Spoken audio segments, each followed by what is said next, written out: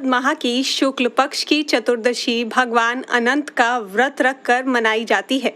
इस व्रत के नाम से लक्षित होता है कि यह दिन उस अंत ना होने वाले सृष्टि के कर्ता विष्णु की भक्ति का दिन है।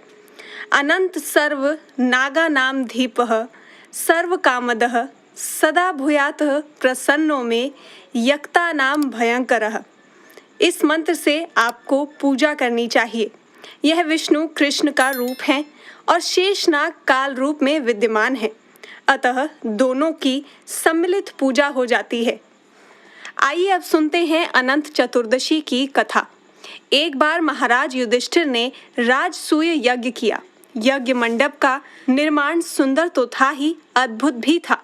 उसमें स्थल में जल और जल में स्थल की भांति होती थी।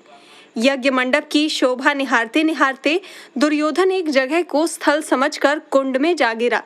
द्रौपदी ने उसका उपहास उड़ाते हुए कहा कि अंधे की संतान भी अंधी है। यह बात उसके हृदय में बाण की तरह चुभ गई। कुछ दिनों बाद इसका बदला लेने के लिए पांडवों को हस्तिनापुर बुलाकर द्युत क्रीड़ा में छल से परास्त किया। परास्त होकर पांडवों को 12 वर्ष का वनवास भोगना पड़ा। वन में रहते हुए पांडवों को अनेक कष्टों को सहना पड़ा। एक दिन वन में युधिष्ठिर से मिलने भगवान श्री कृष्ण आए। युधिष्ठिर ने उनसे सब वृतांत कह सुनाया और उसे दूर करने का उपाय पूछा।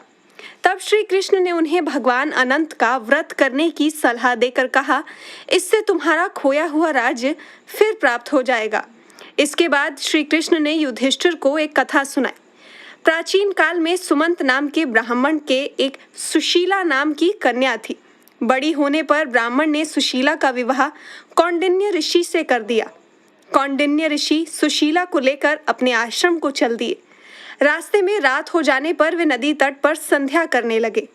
सुशीला ने वहां पर बहुत सी स्त्रियों को किसी देवता की पूजा करते देखा।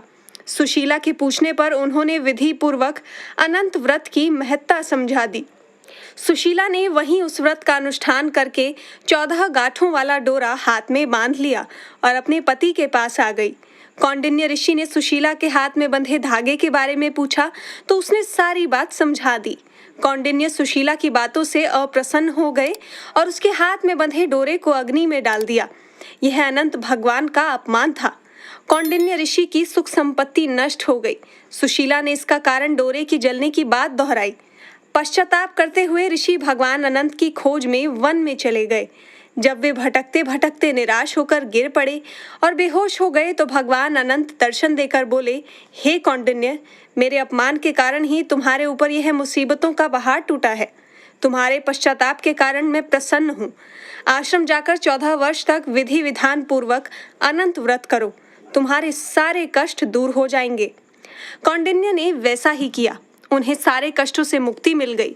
श्री कृष्ण की आज्ञा मानकर युधिष्ठिर ने अनंत भगवान का व्रत किया, जिसके प्रभाव से पांडवों को महाभारत युद्ध में विजय प्राप्त हुई। तो आइए भगवान से प्रार्थना करते हैं कि हे ईश्वर, जैसे आपने कौंडिन्य ऋषि की सभी मुसीबतों को दूर किया, वैसे ही हम सबकी भी करें। बोलिए अनंत भगवान की जय।